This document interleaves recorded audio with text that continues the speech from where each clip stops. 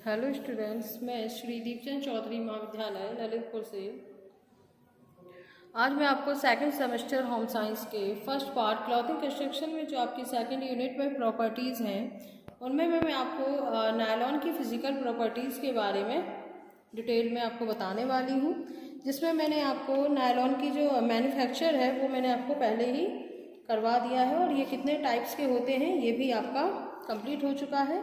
इसके अलावा अब मैं आज आपको फ़िज़िकल प्रॉपर्टीज़ नायलॉन की वो मैं आपको क्लियर कर दूंगी। तो सबसे पहले आपको जो एग्ज़ामिनेशन फॉर्म है उनकी जो डेट है वो एक्सटेंड हो चुकी है, यानी बढ़ चुकी है, और ये आपके 28 तारीख तक आपके फॉर्म जो है वो फिल होंगे और उनका प्रिंट आउट लेकर के आपको कॉलेज में जमा करना है। प्लस आपके मिड टर्म जो एग्ज़ाम होने हैं वो भी आपके स्टार्ट हो चुके हैं और ये आपके 25 जून से ही आपके स्टार्ट हो रहे हैं, 25 जून से। तो आप लोग कॉलेज में आकर के पूछ लें और अपनी जो स्कीम है उसको देख लें और एग्ज़ाम की तैयारियां शुरू कर दें। और होम साइंस की फाइल एंड प्लस जो भी आपका प्रोजेक्ट बनना है उसको भी मैं बता चुकी हूँ और आप लोग करके उसको भी जमा करें। तो जो हमारा नायलॉन होता है वो हमारा कौन सा रेशा होता है, वो हमारा वो कहलाता है जो कि थर्मो प्लास्टिक फाइबर्स होते हैं, वो हमारा रेशा है और इसे हम सिंथेटिक फाइबर की जो कैटेगरी में है इसमें हम ये रखते हैं। तो सिंथेटिक जो फाइबर्स होते हैं उनमें हम नायलॉन की बात करें तो ये जो रेशा होता है ये बहुत ही अच्छा माना जाता है। तो प्लस जिसकी फिजिकल प्रॉपर्टीज़ की बात करते हैं, इसका कंपोजिशन क्या है, तो इसके संगठन में ये जो नायलॉन होता है ये कोयला, इसके अलावा वायु, पानी, इन तीनों चीज़ों के संयोग से मिलकर के बनता है। और नायलॉन जो है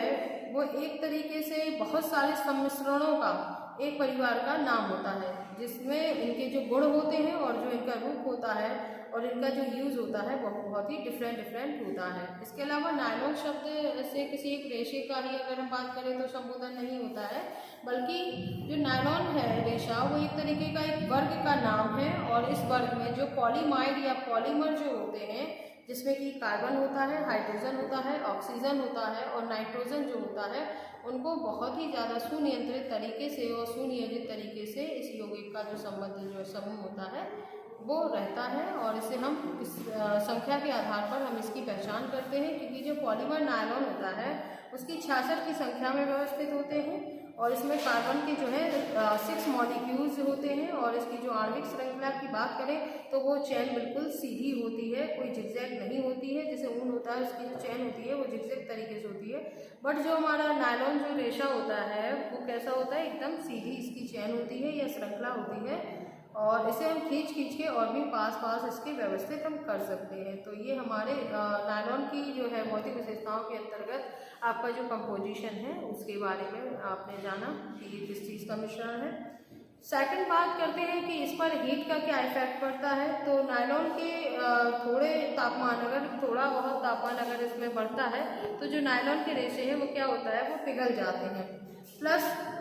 जो अन्य होते हैं वो 600 डिग्री फ़ारेनहाइट जो टेम्परेचर पर अगर अधिक हो जाता है तो उस पर पिघल जाते हैं, और जबकि अगर हम ज़्यादा गर्म इस्त्री करते हैं तब भी ये गलकर क्या होती है, सड़ जाती है, यानी पास आ जाती है। और चिंगारी के गिरने से, अगर इस पर कोई आग की चिंगारी गिरती है तो इस वस्त्र में बहुत ही जल्दी क्या हो जाता है, छेद वगैरह हो जाते हैं। तो ताप का इस पर कैसा प्रभाव पड़ता है, तो बहुत ही हानिकारक प्रभाव पड़ता है।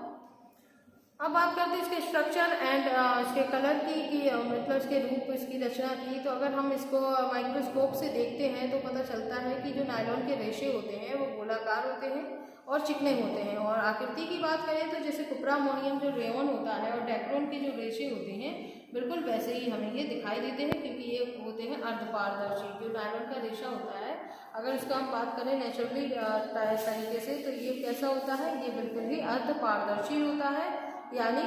इसमें बिल्कुल हम आर पार नहीं देख सकते, साफ थोड़ी सी मिल्की जैसा होता है। और इससे जो वस्त्र बनाए जाते हैं वो एक पारदर्शक वस्त्र होते हैं, विशेषकर इससे साड़ियों का या साड़ियाँ बनाई जाती हैं। और अगर बात करें इसकी चमक की तो ये रेयन की तरह सीधे होते हैं, चिकने होते हैं, चमकदार होते हैं और इनमें अर्धपारदर्शिता होती है। और इसके द्वारा हम वस्त्र कैसे बना सकते हैं, शुद्ध बना सकते हैं, यानी पारदर्शी जो वस्त्र होते हैं उनको हम बना सकते हैं। अब बात करते हैं इस पर मॉइस्चर का क्या प्रभाव पड़ता है, इफेक्ट ऑफ मॉइस्चर। तो नमी क्या होता है कि नायलॉन की जो रेशे का निर्माण किया जाता है वो तापक्रम को नियंत्रित करके ही किया जाता है, इसलिए नायलॉन के जो रेशे होते हैं उनमें जलकण बहुत ही कम प्रवेश कर पाते हैं, क्योंकि इनमें जो हाइड्रोजन बॉन्ड की संख्या होती है वो बहुत ही कम जो है वो पाई जाती है, जिसके कारण जो धुले हुए वस्त्र होते हैं वो बहुत ही जल्दी सूख जाते हैं, जिसके कारण इन्हें पहनने में बड़ी असुविधा होती है, क्योंकि जो नायलॉन के वस्त्र होते हैं उनमें से जो पसीना है वो बाहर नहीं निकलता है, जिसकी वजह से ये पहनने में थोड़ी सी दिक्कत करते हैं गर्मी के मौसम में। और जो नायलॉन है वो बहुत ही जल्दी घुल जाता है और गीली दशा में ये कमज़ोर नहीं होता है, और नायलॉन अगर गंदा होता है तो वो बहुत ही धब्बों से सुरक्षित रहता है, क्योंकि ये इसका रेशा कैसा होता है, लंबा होता है, चिकना होता है, जिसकी वजह से ये जल्दी ही गंदा नहीं होता और ये बहुत जल्दी हम इसे साफ कर सकते हैं। प्लस इसमें जो कीड़े कीटाणु फफूंदी होती हैं इससे भी ये प्रायः कैसे होते हैं, सुरक्षित रहते हैं, मीन इनमें कोई ज़्यादा हानिकारक प्रभाव जो है वो नहीं करता है। और इसके बाद बात करते हैं हीट कंडक्टिविटी की कि इसका ताप का संचालन क्या है। तो नायलॉन जो होता है वो ताप का बहुत अच्छा संचालक माना जाता है। जो नायलॉन सूर्य के प्रकाश का प्रतिरोधक नहीं होता, इसके लिए इसका प्रयोग पर्दे हेतु नहीं किया जाता है, बल्कि ये पारदर्शक होने के कारण पर्दों के प्रयोग में नहीं लाया जाता है, जबकि अधिक ठंडे दिनों में नायलॉन को पहनना अच्छा होता है, क्योंकि इसमें जो हमारे वायु होती है वो प्रवेश नहीं कर पाती है, जिसकी वजह से ठंड का कम प्रभाव पड़ता है। अब बात करते हैं इसके टेम्परेचर का क्या प्रभाव पड़ता है, मीन गर्मी का क्या प्रभाव है टेम्परेचर का। तो इसमें क्या होता है, नायलॉन जो है गर्मी का इस पर विशेष प्रभाव पड़ता है, क्योंकि अगर नायलॉन 482 डिग्री फ़ारेनहाइट पर हम अगर इसे गर्म करते हैं या इतना तापमान होता है तो ये जो नायलॉन का रेशा होता है वो पिघल जाता है। इसकी बात करें ड्यूरेबिलिटी की कि इसकी जो चिरस्थायित्व है वो कितना है। तो नायलॉन का जो वस्त्र होता है वो बहुत ही टिकाऊ माना जाता है, क्योंकि इसका जो रेशा होता है बहुत ही मजबूत और लचीला होता है, और ये नायलॉन के जो वस्त्र हैं कम फटने के कारण बहुत कम इन्हें त्यागने का अवसर मिलता है, जबकि जो अधिकतर जो वस्त्र हैं वो जलने से, पिघलने से या उलझ जाने से क्या होता है, ये नष्ट हो जाते हैं, और इन वस्त्रों की सिलाई उधड़ने के कारण रंग फीका जो है वो पड़ जाता है, और रंग फीका पड़ने के कारण ही इन कपड़ों को हटाया जाता है। जबकि नायलॉन के जो रेशे होते हैं वो बहुत ही मजबूत होते हैं, और कभी कभी पहनते समय एक दूसरे वस्त्र को भी काट देते हैं। इसे काटने के लिए कैंची को हमें क्या करना होता है, बार बार तेज करना पड़ता है, क्योंकि ये मजबूत होता है। और जो इस रेशे में मजबूती और लचीलापन के कारण जो वस्त्र के निर्माता होते हैं उन्हें बड़ी कठिनाई का सामना करना पड़ता है। उदाहरण के लिए अगर हम बात करते हैं फॉर एग्जांपल, तो जब नायलॉन के जो धागे होते हैं उन्हें इस्पात की पीली छड़ों पर बुनने के लिए लपेटा गया, और अधिक दबाव के कारण जो इस्पात की छड़ें हैं वो भी टूट जाती हैं। जब तक नई छड़ें नहीं बनाई जाती तब तक वस्त्र निर्माताओं को आधी छड़ों पर ही धागा लपेटकर काम चलाना पड़ता था, और धागे के लचीलेपन के कारण ही बड़ी कठिनाई उठानी पड़ती थी। जो वस्त्र नायलॉन के धागे से सिले जाते थे उनकी सीवन में जो है वो लहरें सी जो है वो पड़ जाती थी। तो इस तरीके से अगर आप बात करते हैं सिल्वर प्रतिरोधकता की, रेसिस्टेंस की, तो नायलॉन का जो रेशा होता है उसे हीट सेट करके ताप सुनम्य बनाया जाता है, और निश्चित आकार और आकृति में हम हीट सेट कर देने के बाद जो नायलॉन है वो जो वस्त्र होता है या जो कपड़ा होता है वो अपना आकार और उसकी जो क्रीज प्लीट आदि है वो स्थिर रहते हैं, और इन्हें ज़्यादातर इस्त्री की आवश्यकता नहीं पड़ती है। अब बात करते हैं इसकी इलास्टिसिटी की, बात करते हैं इसकी सुनम्यता की। तो नायलॉन जो है सुनम्यपूर्ण रेशा है तथा इसके वस्त्र खींचकर फैला दिए जाने के बाद भी अगर हम इन्हें छोड़ते हैं तो ये अपना दोबारा से अपना वही आकार ले लेते हैं। इसके बाद हम बात करते हैं फ्रिक्शन की कि फ्रिक्शन का इस पर क्या इफेक्ट पड़ता है। तो जो घर्षण होता है नायलॉन के जो वस्त्र होते हैं वो अप्रभावित रहते हैं, क्योंकि क्या होता है ताप सुनम्य होने के कारण इनकी जो आकार और आकृति है उसे सेट कर दिया जाता है, जिससे कि ये जो निर्धारित आकार पर जो नायलॉन के वस्त्र हैं वो स्थिर रहते हैं और सिकुड़न से छोटे नहीं पड़ते हैं। देन सेकंड हम बात करते हैं कि इस पर कीड़े और फफूंदी, इफेक्ट ऑफ मॉथ की, कीड़े फफूंदी का क्या प्रभाव पड़ता है। तो जो नायलॉन के वस्त्र होते हैं उन पर कोई कीड़े नहीं लगते हैं, और फफूंदी का भी इस पर कोई प्रभाव नहीं पड़ता है, क्योंकि जो फफूंदी होती है वो लगती है हमारी जो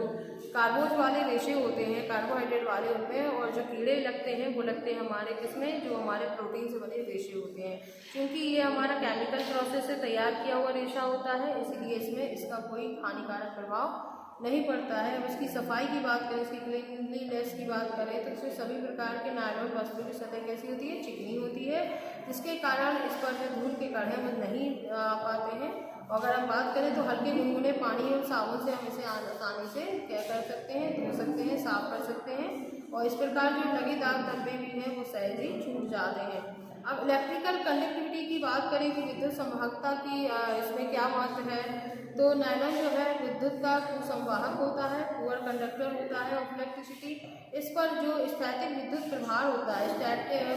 इलेक्ट्रिकल चार्जेस हैं वो बनते हैं। तो इस तरीके से ये आपकी फिजिकल प्रॉपर्टीज़ हो जाती है। जो नायलॉन है उसमें जो कंपोजिशन, इफेक्ट ऑफ हीट है, structure and colour, effect of moisture, heat conductivity and effect of temperature, durability, resistance, elasticity, effect of friction and effect of moth and cleanliness and electrical conductivity is a very big and most important topics is और आपको बहुत ही इसको आपको clear करना है और बहुत अच्छे से आपको इसको पढ़ना है।